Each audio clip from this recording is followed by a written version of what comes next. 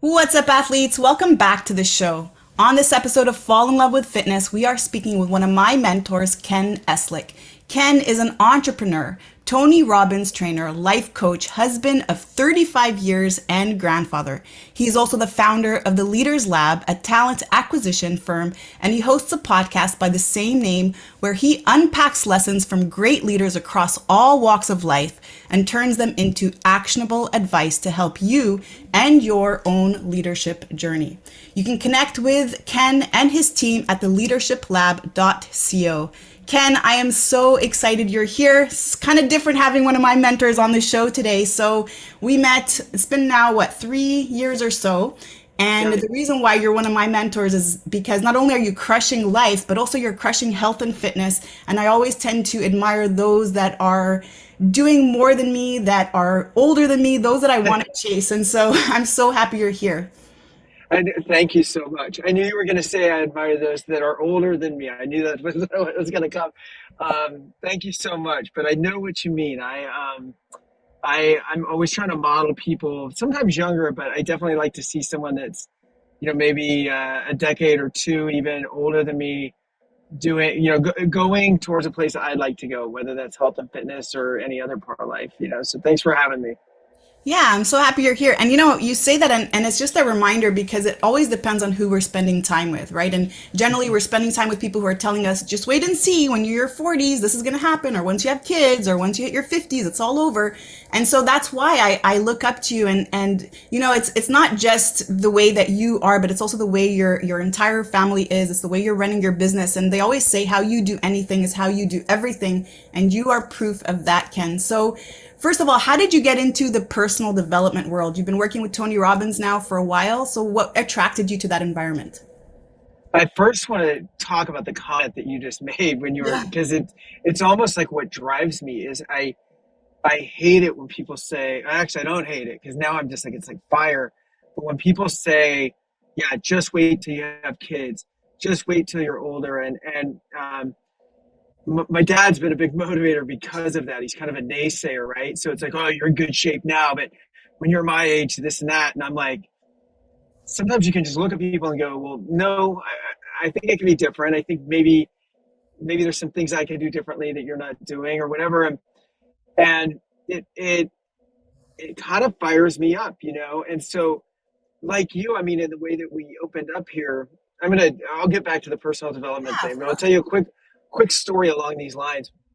A few years ago, I was running a half marathon, and I was at the peak of like my running in terms of speed. I was fast. And so I was in Corral One. You know how they break you into time groups, and Corral One, this is a big marathon, and so Corral One was just after the professionals, right? And so it was an unusually cold day. I was still living in Arizona. It was really cold, honestly cold day, even for Arizona. It was in January, like a record cold. And so I wasn't even looking at anybody. It was like how when you hug yourself to keep Right. yourself warm and like rub your arms. And I'm doing that, but you notice someone's physiology next to you, right? And even if you're not looking at them in the face, you form these impressions from their energy or their silhouette or whatever it is. And so I'm like talking to this guy for a while that's right next to me, and he sounds like he's my age, and he seems like he's my age, but in good shape. And after like 10 minutes of talking to this guy, I look up and he's like in his 70s, and he's Amazing. in Corral One, which was sub 7 minute miles, Yeah. which I know you guys are into kilometers up there, aren't you? Right, but that's probably like a sub. What is that? Probably a sub 4.5 Right. Yeah. kilometer. And this guy's like in his early 70s. He was like 71, 72, and I was like, and he did have the silhouette of like somebody in their 40s in good shape. His face looked older, but I started talking to him about that, and you know, maybe that's why I'm in personal development. Like I there's so many examples out there for us, good and bad. And I see someone like him, and it's like, okay, well, what is this guy doing? Like, what is this guy doing that's different than everybody else, right? And what can I take away to make myself better? And so, the way that I got into it, I guess, Sherry, was, Tony Robbins always says, there's usually two reasons that you'll make a decision, and one is desperation, one is inspiration. And I would say it was probably more desperation where I had had some success on paper and in life. I mean, I have a beautiful family and all of that, but from a career perspective, I was really burnt out. I had just left the corporate world. I had just started my company that preceded the Leaders Lab. And again, on paper, it looked good. We made good money. I had done some good things, but like I just wasn't fulfilled, you know? And I was like, you know, and that's another saying is, you know, success without fulfillment is the ultimate failure. So it was like, well, where do I got to go? Like, who has it? Who has figured it out, you know? And that's really where it started. So I started just going to seminars mainly to say fix myself because I wasn't broken, but, you know, to improve myself. And then through that, I think the natural tendencies that hopefully a lot of leaders have where it comes to contribution and growth, that kicks in. So, you know, you start by filling up your own cup, wearing your own oxygen mask, and then you're like, you know what? I think I'm a pretty good communicator, a pretty good leader. And maybe it's not going to take someone until they're in their 50s to figure this stuff out like I did, right? And maybe I can help someone in their 20s or 30s get there. And so it naturally kind of went into leadership. And then the other big benefit of that is, you know, when you're teaching, if you're someone of any level of integrity, you're going to want to know what you're talking about. And so while teaching, it just further ingrains the principles and concepts, you know, further into yourself, you know. Right, right. Yeah, for sure. And you know, it's this constant reminder that we're looking for fulfillment. And what's really important about that, I think, is to realize that fulfillment comes from within, right? Like you Yeah. said, on paper, success looks one way and everybody looks at you from the outside, or you got a big house, or you're driving this, or you know, you're traveling a lot. But what do you think is fulfillment? Like, how do you know when you've actually reached fulfillment? That's a really good question and kind of complex, you know. Right. I wish I still smoked weed. I could probably give you a better. Come over to No, Canada. I think for me, it's. I honestly don't wish I did, but yeah, if I was putting on my philosopher hat, fulfillment, that's a good one. I mean, it's hard to describe because I mean, I think it's a feeling of content. Um, Happiness seems too simple because happiness, I think, is a emotion that you can put on and take off, right? Like you can be happy in a moment. Fulfillment, I think, is an overall presence, an overall um, way that you are. And I think it's a combination of having balance in your life. Mhm. I think for, you know, I was going to say for most people, but for all people, I think there has to be some level of contribution in there. There has to be some level of something bigger than yourself, whether that's it involves other people, whether that's your cause affects other people. Um, but it has to. It can't just be about yourself, and it's why so many people you'll see celebrities and you know athletes and stuff like that that they're really highly paid, or business people that are really highly paid that are still operating from like a scarcity mindset when they're only self driven, Right. you know, because there's no one to share it with. There's you know it's that lack of fulfillment, and for that lack of fulfillment, we're just hardwired as humans to always seek it. Right. Um, so I know you know yoga teachers that make just enough money a year to pay their bills, and they're some of the most fulfilled people I've ever met. And I know people with net worth of over $100 million that I wouldn't even consider trading places with them in a million years because they're just miserable, right? They're still in that struggle of trying to figure it out, even though they've excelled at one area of life. Yeah, yeah, I couldn't agree more. And you know, fulfillment too. I think again, it's you know, you mentioned two really important words, and they're obviously two of our basic human needs, which I'll ask you to share in just a moment. Mm-hmm. But growth and contribution. You know, I Mm-hmm. think once you give and once you're really impacting the greater good and you're doing this for others and whatever your work is, that it creates this change and this transformation in other people's lives. I find that that's what gives me the most fulfillment. It's not just about the money coming in. Of course, I want to be able to pay my bills and treat my kids and do all the things that I see as time freedom, but it's really that impact that I can create on other people's lives that makes me want to do even more, right? It just gives me that drive, and then growth as well. I actually don't believe we change. I think we grow and we start to Mm-hmm. learn more about ourselves, and of course, that all depends on environment. And to your point, there's a lot of celebrities or a lot of people who are extremely wealthy who are not fulfilled, and it's likely that they could be missing those two aspects of their lives. Such a good point. And I think it's a hard one to get when you're struggling, right? Because let's say for someone listening right now that money is a big issue right now, right? Like it's a real issue. It's not just in their head. It's they're Yeah. having trouble paying the bills. They're having trouble getting by, and I've been there before, right? And I think when you're in that state of mind, you're like, yeah, easy for you to say, like you're already doing X, Y, and Z, or you already make this much money, or you have this much net worth. And I've been there, right? Again, but you will never get out of it if you can't get out of scarcity and get into some level of gratitude. Right. Um, I'm just thinking of this weird story that I don't know if I've ever told before, but around gratitude and someone's current situation. I'll tell it to you real quick. When Shanna and I took our first real vacation, so I think Sherry mentioned in our intro, I've been married to Shanna for 35 years, and we're pretty young still. Like, so Yeah. Shanna was 17 when we got married, but Mhm. we didn't take our first real vacation until probably 10 years after we got married, right? We had some weekends here and there, but we just didn't have the money to do any legitimate kind of vacation. And remember for it was the seventh, eighth anniversary, maybe something like that. We went to Jamaica and we got out there and I met this kid that ran a series of like shacks that were like, they one would braid hair, Mm. one would, whatever, make pottery, and they had all these like different stands, right? And it was kind of near the resort that we were staying. But I really liked this kid, and I really liked trying to figure out how their businesses ran, right? Because you could tell there was a system, and I could tell that everybody reported up to this guy, and so it was almost like if this was a shopping mall, right? Like he was the mall manager, and you could tell that he got a piece of everything that they were doing, and there was just a way that everything worked. And he was a really good communicator and a really good like leader. And I talked to this guy every day. We had some like really deep. It was one of the best parts of my vacation. I probably spent, I'd say, at least 15 one-on-one hours with him, which is a lot of time when you think about it, right? Over the course of a week. And like towards the last couple of days, I was telling Shannon, I'm like, I got to get this guy out of here and give him a better life. Like he deserves it. He can do it.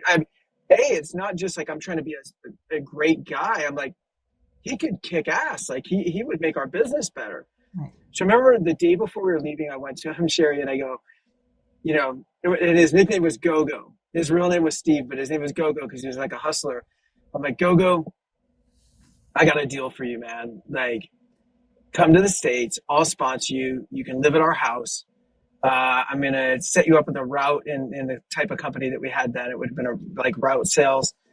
It'll pay this much money. You can save your money while you're in our house, save it up for a few months, get your own place. And he got like tears in his eyes. He was super grateful, but he didn't like on the spot accept or anything. He just said, "That's a great offer, man. Like, let me consider that." And I was like, Yeah. Consider What do what, you dude? mean? Like, I'm rescuing you. You know what I mean? And like in my mind, I'm like, I've got my Superman cape on. The next day, the day that we're leaving, I said, I'll come back and see you tomorrow morning. Let me know what your thoughts are. And I came back and he said, like, just very respectfully, like, I love my life and I Mm. have everything that I need right here. Wow. And I'm thinking, what do you mean? Like, you only live in a house that's got walls on three sides, And I was specific. I was like, I said that. I wasn't just thinking it. I was like, dude, you live in a house. You're missing a wall. And I'm like, what about when it rains? He's like, well, when it rains here, it's like 80 degrees, man. It's no problem. And I'm like, that's a good point. And we started going through all the things, and he started telling me, like, I get up when I want, I work when I want, I employ who I want, I live where I want to. And I was like, Jesus, like I need to be taking lessons from this guy instead of Right. trying to rescue him. Right.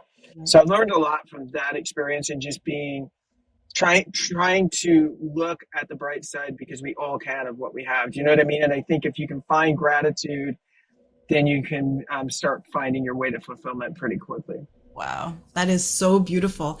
And what a reminder also how we have these standards of again what success are. Subconsciously, we don't even realize it, right? So our standard of success is at least you have to have a house with four walls and Right. your roof and all that.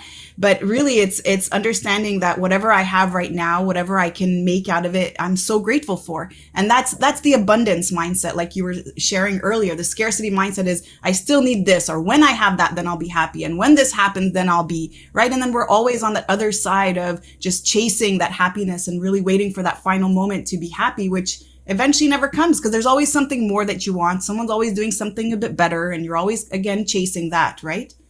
Yeah, I don't know if you remember this or not, but there's a TED talk by a guy named Sean Archer. Mm. And I think I shared it in Rock Thomas's mastermind where you and I met. I know I've shared it in there a couple of times, but for your listeners, it's only about a 12-minute TED talk. Definitely recommend that you guys look into it. But he talks about exactly what you're talking about, and it's called like the happiness equation or the Oh, right. happiness, I don't know, whatever. But he talks about it in a very humorous way, but in a very real way. He talks about exactly what we're talking about, how it's really a societal thing that we're so goal oriented, Mhm. right? Which in and of itself is fine. But we're not really trained in our minds to enjoy the journey. We're programmed to go, well, I'll be happy, like you're saying, when I mean, I don't know about you, Sherry, but I didn't grow up with money. Um, you know, I was like, when I'm making 50 grand a year, you know what? Everyone can kiss my ass because I'll be, you know what I mean? I'll be like I'll the be definite. set. And then you get there and you're like spending 51,000. So you're like, no, I'm Right. going to need some more. And that just continues to go. And instead of a Mazda, you need a Range Rover or whatever it might be, all of which is just the same stuff, just, different formats of it. But we're just trapped in chasing, right? We're just chasing. It's just like, so the level of celebration, the level of appreciation is sort of like, I don't know, if you're in sales, it might be at the end. We even used to say this when I was in corporate America. Like at the end of the month, we'd go, well, congratulate yourself and get ready for Monday because you're back to zero. We'd say that, like, how demotivating, instead of just going like, you know what, can we just enjoy the ride while it's happening? Nothing wrong with having high standards, nothing wrong with setting these goals. But if we can't learn to enjoy the ride, we'll never find fulfillment. Right, right. Yeah, and it's also true for our health and fitness journey, right? And I don't know what you think about this, but I actually don't believe that there's anything such as, lack of motivation. I don't believe that we're lazy. I don't believe that we're lacking motivation or discipline. I actually think it has everything to do with, number one, gratitude, just gratitude around your commitment to you, gratitude around what you're able to do physically, what your physical body can do for you, but also our energy levels, right? If you think about it, when we're in a slump, we're having a bad day or the weather's gross outside or we're fighting with somebody, we're not super motivated to get up and go for that run that we planned, right? But when we are, having a great day, our emails are coming in, we're making sales, it's sunny outside, we're super motivated to commit. So I always talk about this being really, really important to just be aware of, because if we can manage our energy and we can manage our state, and I think even Tony Robbins talks about physiology, managing our physiology, then we can take action, right? So the first step, I believe, is getting into that place of high energy and really ready to commit and just pumping ourselves up. And then taking action is just one small step ahead, right? You just continue on that momentum. And because of that, the positive impact it's going to have, it gives you feedback to keep going, right? So what do you Right. think of that? I love this topic. Okay. So if, if, if everybody internally, that's where the motivation is, right? Then I'll come back to personal motivation in a second. As a leader, then, do you create motivation or not? Or is that something that's inside the individual?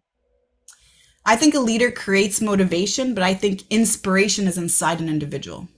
Okay, so here's just one change I would make to that. Hmm. And I think we're on the same page. I can't create motivation that's not already inside of you. What I can do is remove barriers, and like I can create a motivational climate. Hmm. Do you know what I mean? So, Hmm. like, I'll give you an example, Sherry. Like, if you came on my team and you're a sales rep and you're just like, don't got a lot of fire in the belly or whatever, if I can figure out why, right? If it's something within my span of control as a leader and I can remove the obstacles.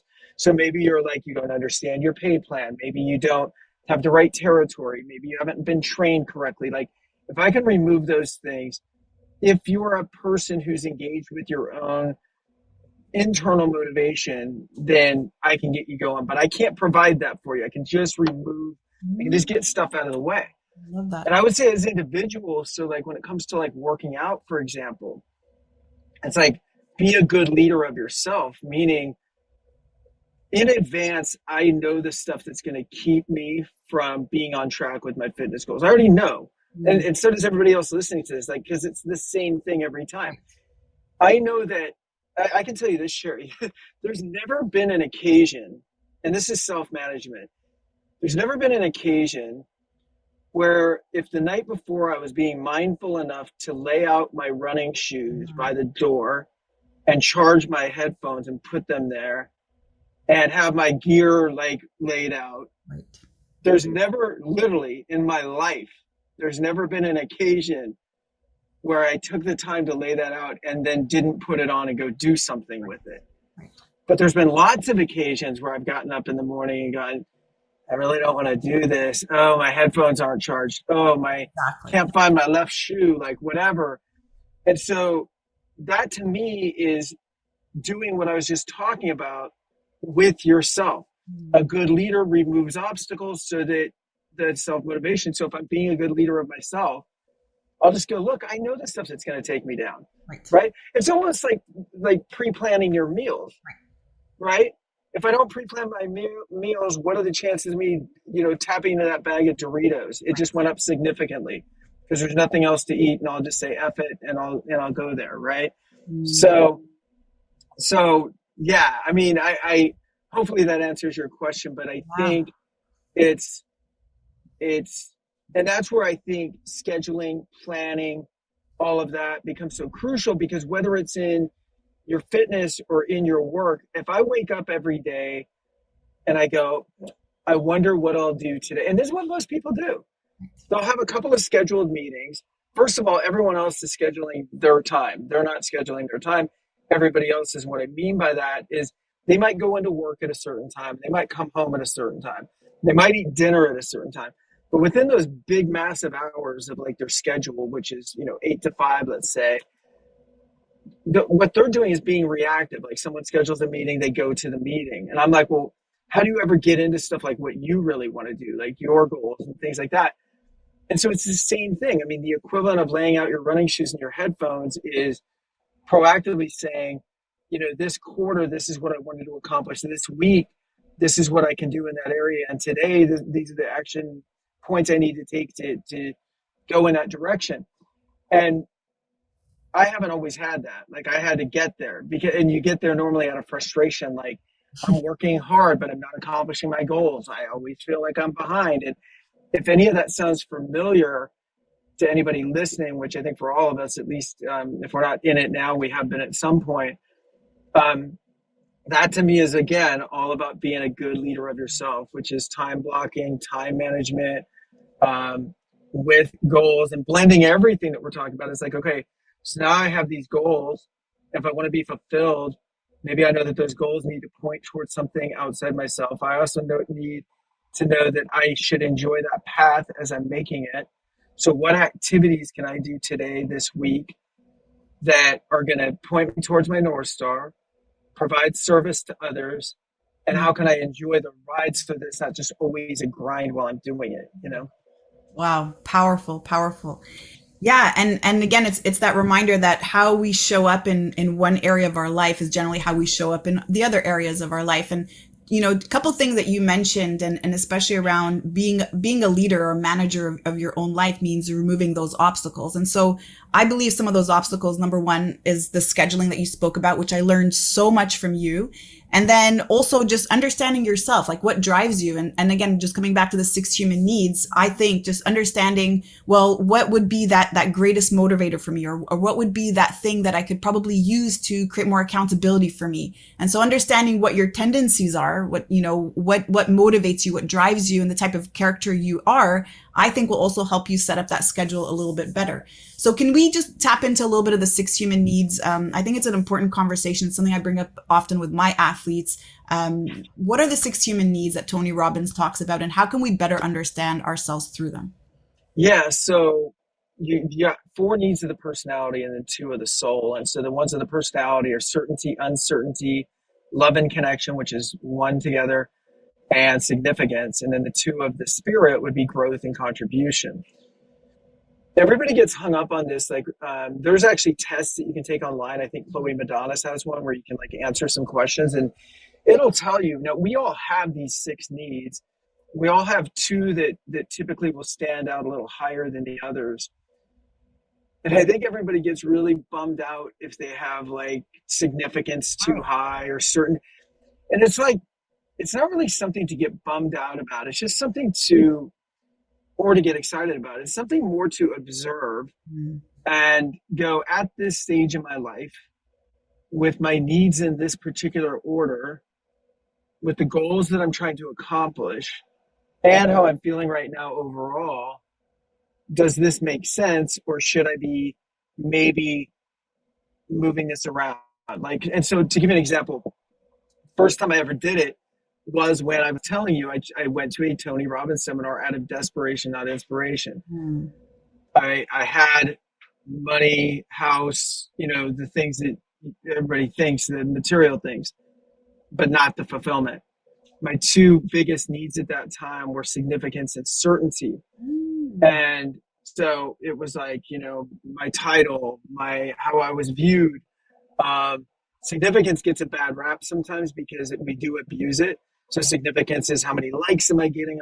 But significance can also be like, we all have this need to matter, I think, right? To go like, I want to make, so maybe you want significance through contribution. There's nothing wrong with That's that. me, 100%. Yeah. Yeah. And I mean, one of the biggest examples of significance, like contrasts of it, are what do you think the biggest motivator? Well, I guess it's set up since we're talking about significance, but 9/11. Let's talk about 9/11 for a second. Osama bin Laden directs planes to fly into the World Trade Center, killing 4,000 people. Driven by significance. Yes. He was the son of a multi-billionaire, blah blah blah blah blah. And so he goes off. He's driven by significance. But the firefighters that came in to rescue people. I'm stealing this story from Tony Robbins, but the firefighters that came in also driven by significance, right? Just different motivators, obviously, in getting there. So anyway, I was driven by significance, but I wouldn't say necessarily in a good way. It was like internal significance. It was look at me significance. I want to matter, but for the sake of mattering, right? I want to be important. And then certainty, the certainty which we all have, but certainty can also like creep in with like fear and things like that. So for me, where I was, it wasn't working. Bottom line, if it was working, I would have been like, okay, cool. Like right now, these are fine, but it wasn't working. And so I had to look at it and go, well, what's missing? And now that I understand these needs, is there a way that I could maybe arrange these needs?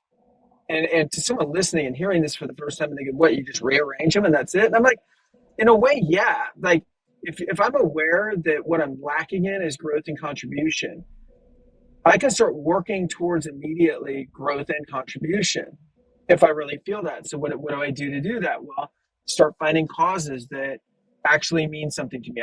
I can't just go through the paces, and as soon as you start doing it, it'll feel good because it was missing and it's a human need, right? So now my top two are definitely contribution and growth. And, depending on when I test into those, they can flip-flop.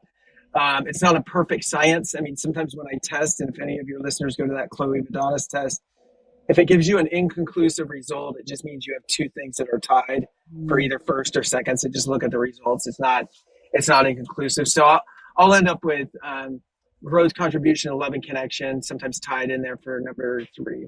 So. Yeah. I like that you remind us that significance is not a bad thing, and we all have that need for significance. right? And it's that need to be seen, to be heard, to be understood. And they've done so many studies too showing that babies, once they're born, newborns, if they get food, if they get shelter, if they get everything, but don't get love, don't get significance, then they die. So it's definitely one of our human needs. And I think we did a little thing together too at Life Design. We had somebody come in and talk about the 6 human needs, and one of my top needs is contribution. And it's like I have to.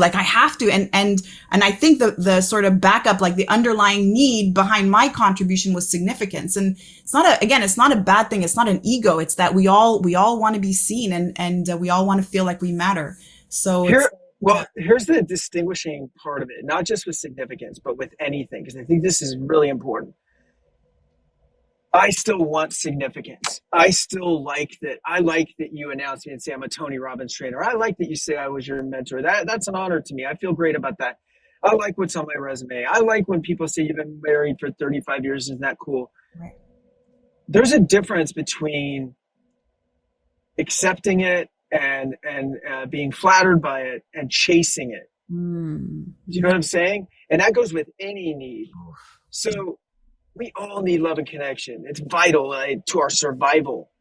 But when you see someone constantly chasing it, that's the person who's just like, I just want to be in a relationship. I just want to be loved. And everybody's like, ooh, get away. Like stage 9 clinger, right? Like, I don't want that, right? right. That's not attractive to people. But, and so I, I feel settled in my significance, if that makes sense, right? I don't have to chase it. So it's in there. It's probably ranks fourth or fifth or something. I don't know right now, but it's there. But I don't really have to chase it. And I try to check myself, like, what's my motivation sometimes? Because sometimes we do stuff. I'll go, why did I say that? Why did I do that? What need was I trying to fill? Right. And every now and then, I used to catch myself all the time because, again, I was rooted in significance. And so I'd be doing things out of significance. That doesn't happen too often anymore, but still a practice. Yeah, I love that. A practice, and it's constant awareness. And Yeah. yeah, the other thing I want to talk about, Ken, as well, is scheduling, right? And I Yeah. think we always hear this, and it's not just in around health and fitness, but one of our top excuses ever is that we don't have time, right? We're too busy to do things. We don't have the time to train. We don't have the time to sit down with our kids. We don't have, we're always feeling like we're constantly out of time. And so you taught me a few really important things around scheduling. Like, first of all, look at your schedule, the week ahead. And second of Mhm. all, sometimes you think that you need way more time to accomplish one task than you actually do. So I used to, in the past, schedule like an hour for answering emails and all these things. But because I had a full hour, I'd make myself a coffee. I would sit down. I might scroll through Facebook a little bit. And really, I just answered emails in like 15, 20 minutes. So can Right. you share a little bit of maybe some top tips that you have around creating scheduling and how we can be more efficient so that we have no extra time? Yeah, yeah. You're giving me like some great topics to go into, and these can be expanded. Like any one of these could be an entire call. So I'll just give you like a 30,000 foot view of this. But first thing to do is like in advance, right? And like we were talking about earlier, in conjunction with your goals and with your North Star, like, what do I want to get done for the week? The second one is I generally like to break things into 1 hour chunks. And when I say 1 hour, I really mean like 50 minutes or so, like schedule a little break in between there. I do it in advance. I try to make sure there's balance within my week. So how many workouts do I want to get? Where are they? But one of the biggest things I want to talk to you about is, again, I always need to know like the emotion behind it. Where's the Mm, behind it? I'm going to give you another quick story. So um, when I was in my early 30s, I sold my first company to a really big company. And I went from running like 6 people on my team to all of a sudden having like 30 employees to then within 2 years getting promoted and having a couple hundred. So it was like 6 to 200 in like 2 years.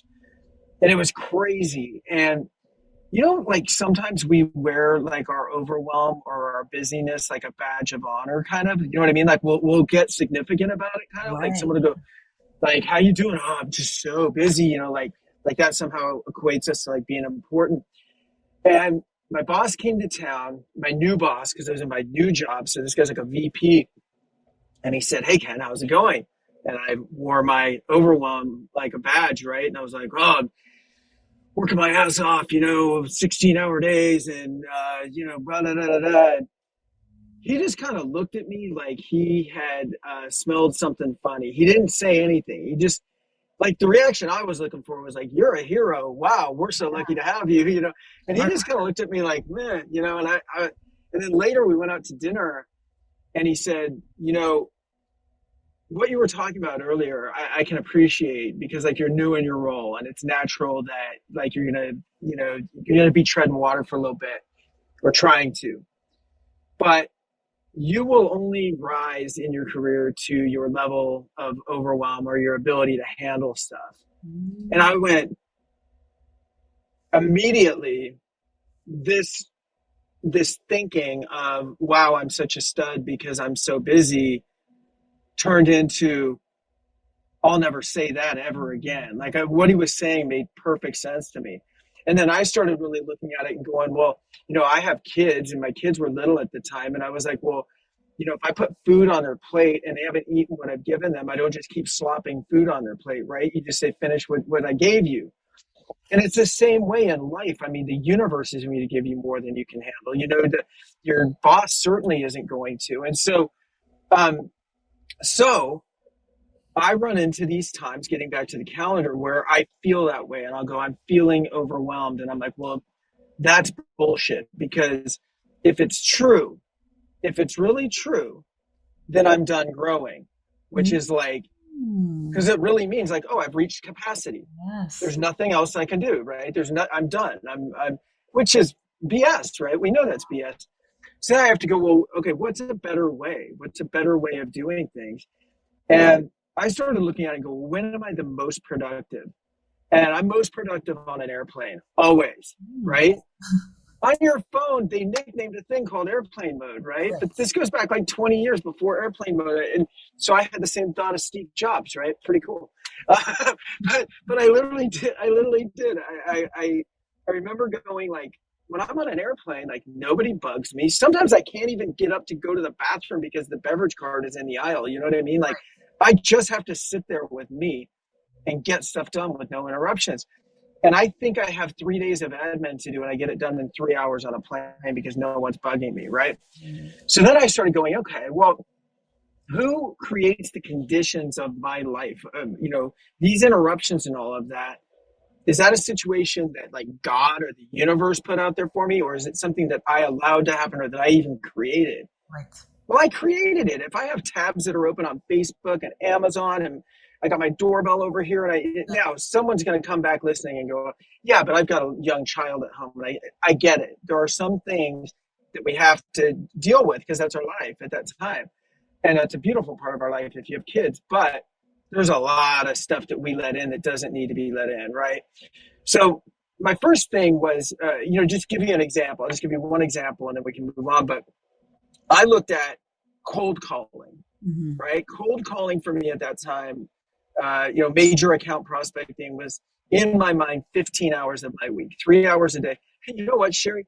I never really did much of it at all. I mean, there was a 3 hour block there every day, but I hated doing it at the time. I thought I was above it. Like I'd already been there and done that. And now I was building a new business and I didn't feel like I should have to do it really, even though it was really important to the business. I didn't really want to do it. So every time that 3 hour block rolled around, I was paying a lot of attention to the Facebook tab, the Right. Amazon tab, right? And I just went, well, okay, what if I just did what I needed to do and kind of made a game of it, right? Like how many calls could I actually make in an hour or how many videos, messages could I send out or whatever your niche is. Like I bet I could do that in an hour. And so I went from 3 hours a day to 1 hour a day. And then when I actually started doing it, I only needed 3 hours a week. But Wow. those 3 hours a week, yeah, but those 3 hours a week were completely zoned in. You know what I mean? No interruptions. Literally turn the phone upside down, turn on your do not disturb, and just do your job for an hour. You can return the calls and all that afterwards. So to wrap it up quickly, I would say schedule yourself in blocks like that with on a weekly level, what are you trying to get done? Then take your blocks, put them in there. Put in plenty of time because you might say like, oh my God, that sounds great. But if I scheduled like that all the time, I go crazy, right? Like well, just do like an hour, 2 hours like that at a time. Then give yourself a break. Go Right. for a walk, pet your dog. I don't care. Schedule that too, you know? But like to me, it's like, I want to stop bullshitting myself about like, I'm so busy. Right. Because really what I should be saying is like, I'm so distracted. Yes. you know, because in reality, that's what it is, you know. So inefficient. Um, Right. Right. yeah, so I think just looking at the day, being honest with your time, going back, auditing it, where could I have been better? If you overschedule, if you are really focused and you're still, then maybe you're overscheduling, and schedule in a nice lunch, schedule in time with your partner, schedule in time with your dog, whatever, you know. I mean, all of that should be part of this equation. It's not just all about work, you know. Right. Oh, yes. So well put. So somebody as busy as you can, right? And you've Mhm. done a lot of amazing things around business, and you know, you're a grandfather, and you know, I think you even moved recently to New York. So how have you made health and fitness such a priority in your life? And why? Why was it always something that you've stayed consistent with no matter the circumstances? I I had an identity shift a couple of times. So I grew up. Um, I would say not particularly into team sports, but I was in shape, right? And when I joined the army, I was on the army boxing team, and I ran a lot. And I did all this stuff. And then when I got into my 20s, like a lot of people, um, I just sort of like faded slowly. Do you know what I mean? I, but because it was so slow, my identity didn't really follow what my body was doing. Like my identity still thought like army athlete, right? That was my identity. And my body was like very quickly going into like Jim Gaffigan dad bod mode, right? You know what I mean? Like I was just like, and all of a sudden, I was like in my 30s, and my brother-in-law said, "Hey, do you want to go run a 5K? There's this girl that whatever, she was sick, and we were raising money, and it was a really good cause." And in my mind, like I'm still an athlete, and 5K is nothing to me. So of course I'll go to do it. I hadn't ran a 5K in at least 5 years, maybe 10 at that time. And I'm like, yeah, I'll go bust out a 5K. Well, sure, I couldn't even run a mile Mm, without uh, getting sick. It took me, I remember specifically, it took me like 35 minutes. So whatever that is, like a 11, 12-minute mile pace. And who cares about the pace? I just felt awful at the end, and I could literally taste the like I was on heavy sinus meds. I had bad sinuses, and I could taste the like the toxins or whatever. Like the medicine was disgusting, and I was physically throwing up. I was physically ill, and then my muscles hurt for days. And that was just like going back to inspiration or desperation. I was so pissed off, like because my identity had been challenged. You know, and the number one force in the human personality is stay consistent with who we think we are, who our identity is. And I was like, this isn't me, God damn it. You know, so I got really, really pissed off about it and just did something about it. So I started running like every day. And within 9 months, completed a half marathon. Lost, well, first of all, within the first 4 months, I lost almost 50 pounds. So wow. I used to weigh like 220. What? And yeah, got down into the, I think at that time, 160s, 170s. And, um, and then ran a half in good time, like 7-minute miles. And then like 2 months after that, ran a full marathon, and then just kind of went on the stream. But my identity then shifted right back to where it was back in the day. And I've always just kept it there now. You know, it's like it's and I get very into, you know, you were talking about earlier, like, you know, finding mentors in these different parts of life, like you're one of mine in health and fitness. And I I don't care all that much about being in good shape for my age. That kind of pisses me off. Like I don't like that. Like I want to be in good shape for any Period. age, an athlete for any age. Right. Because the minute I start like lowering my stand, and don't get me wrong, I get it. Like Yeah. bone density will break down and all of that. But the minute I start letting my psyche also be a contributing factor, like, well, I'm just slowing down now. I guess I'll just walk instead of run, you know, whatever. And I'm like, no, if as long as I can run, I'll run. As long as I can lift weights, I'll lift weights. As long as I can do strength training, and when the universe, whatever, tells me that I can't do some of those activities anymore, then I'll adjust. And if I'm in a wheelchair, I'll wheel the goddamn wheelchair a few miles a day. You know, whatever. Like that's going to be the attitude moving forward. And so, like you, I look for people that are going or have been where I want to go, and I look to them for an example. And then aim for that. But it was all about identity, Sherry. Yes. Really, yeah. Yes. I believe it, and and to your point, it's whoever we believe we are will always be right, and will always subconsciously support that throughout our day, through our actions, through who we spend time with, and through just language in general. So, Yes. Ken, I've loved this conversation. Do you have any other final shares that you want to give I the I audience? actually want to I actually want to follow up just on this Yeah. identity thing real quick because I'm just thinking about it now because I'm like I'm getting the emotion back from it and I'm like that that identity was so clear. And going back to our need for like involving others in contribution, a big part of it was like, I'm not setting this example for my kids, god damn it. You know what I mean? I'm not setting this example for my employees. I'm a better leader than this. Like I'm, you know, and when the why got like big enough, right? And the identity just like started pulling me, then going back to what we were talking about with fulfillment and enjoying the ride, I fully enjoyed that ride because every day was a confirmation that I was on the right track. Yes. So I felt like an athlete the minute I embodied the identity of the athlete. It wasn't like I'll get there when I get there. It was like it was immediately. It was we're getting after it. And within about a month I could run 5 miles. You know what I mean? It was just like because I was so focused. I mean, I was like I was like, on the internet and like reading articles and how to recover faster. And I was talking to people like you and what kind of shoes should I buy? And I just got like into it. You know what I mean? And I think for anybody, if you get a goal like that, let's say it's like losing weight as an example, if you're losing it for the right reasons, not just to get, lose 10 pounds to fit into a dress for your high school reunion, but, Right. because you care about your health and fitness, because you care about the example you're setting, the legacy you're living, and all of that, then this path that you're walking, it's just like, oh, I'm just walking a path, a direction to my goal Mhm. that I already know I'm on the right path, which Yes. means to me, it's already done. I Yes. just have to, the only thing preventing me from it is a little bit of time, which is Mhm. nothing. Right.